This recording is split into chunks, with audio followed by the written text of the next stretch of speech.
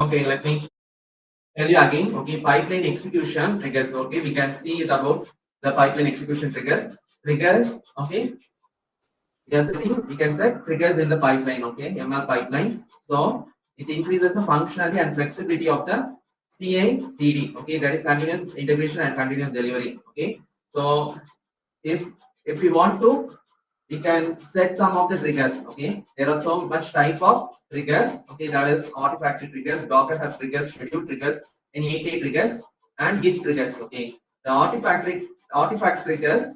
Okay, is used is used inside a pipeline. Okay, in order to trigger any of the activities next to the artifact development. Okay, yeah. If a new artifact is generated, this trigger will be executed. Okay, yeah. If a new artifact is being generated or a particular trigger, if we said, it can be automatically execute certain events. Okay, it can, maybe if we set a trigger for inferring the particular artifact, a particular artifact when generated, it will be automatically inferred using the inference model. Okay, can you understand? So this is the use of triggers. Okay, so we can able to trigger a particular activity upon a particular component. Okay, a particular artifact. So the system reacts dynamically based on newly generated artifacts. Okay. So next is the Docker Hub trigger. Docker Hub trigger. Okay. It is all activated when new Docker image. Okay. Yeah. New Docker image is pushed into the Docker Hub. Okay. It is a trigger. Okay, which is activated when new Docker image is pushed to the Docker Hub. Okay. You all know. Okay. When an artifact, it is tested and it is containerized.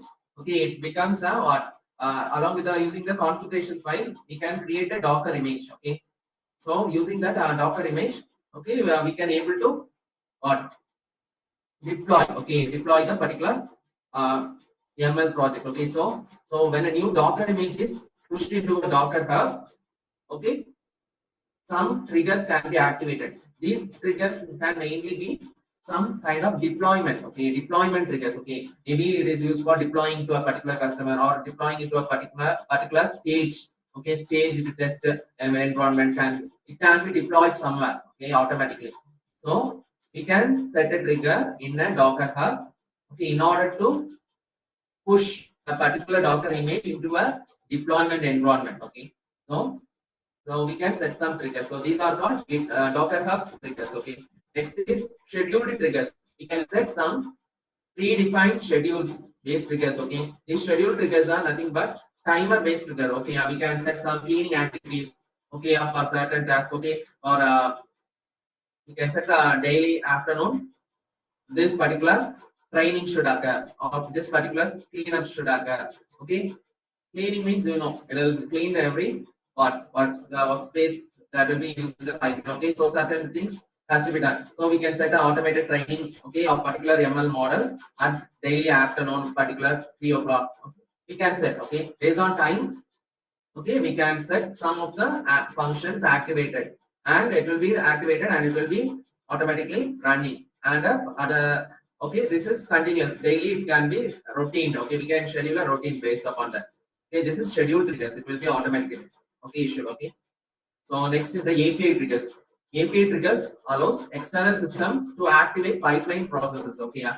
So if a third party application is there, okay, if it can or trigger a particular or activity in our ML pipeline. Okay. Yeah. It can trigger. Okay. Maybe some of the other learning models. Okay. Other kind of Jupyter or something. Okay, can you using these API triggers, it may interfere in the pipeline. Okay, it may activate some processes in the pipeline. Okay, this is API triggers. Okay, so you all know this kind. Okay, yeah. So this API triggers also can initiate some retraining. Okay, retraining of the deployed ML model. Okay, so it can initiate the one of the example is it can initiate a retraining of the deployed ML model.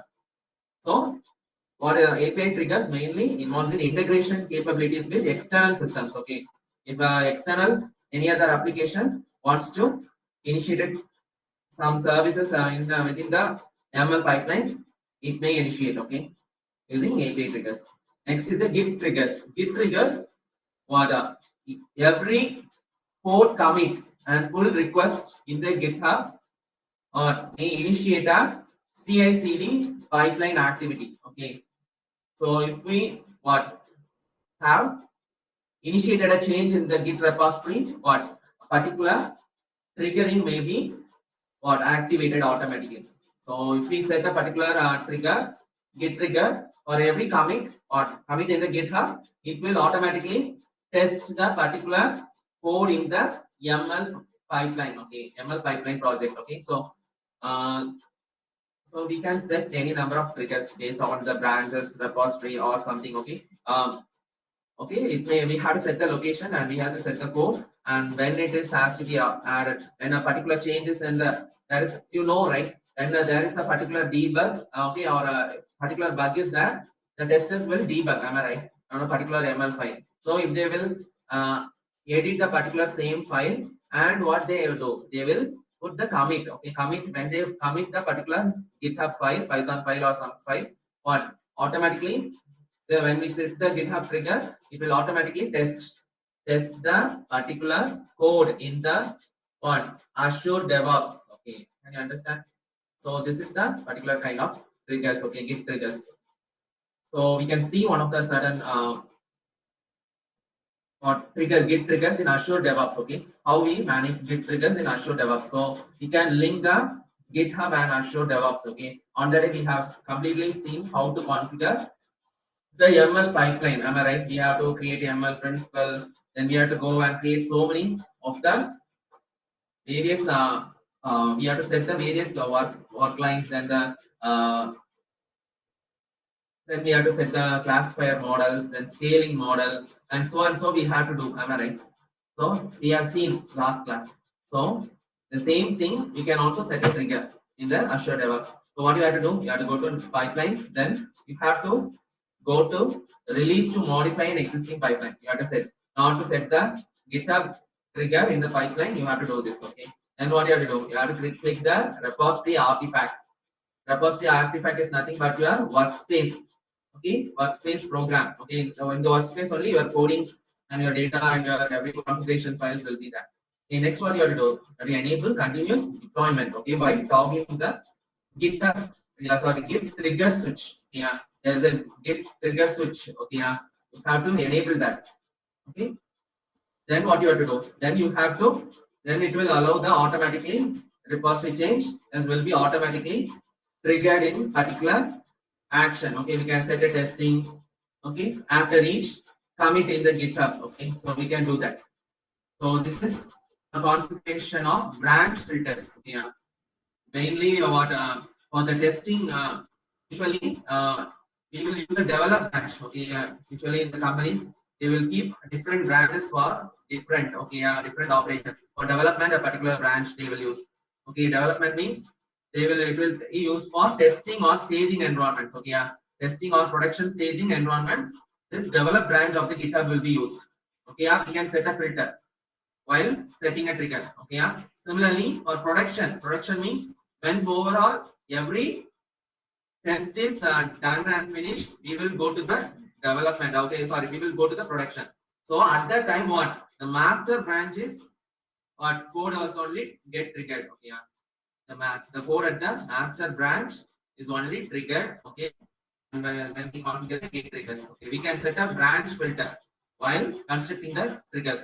So usually for testing and testing, we will use the develop branch of the GitHub. Otherwise, we will use the master branch. Okay, in order to activate the testing using the Git triggers.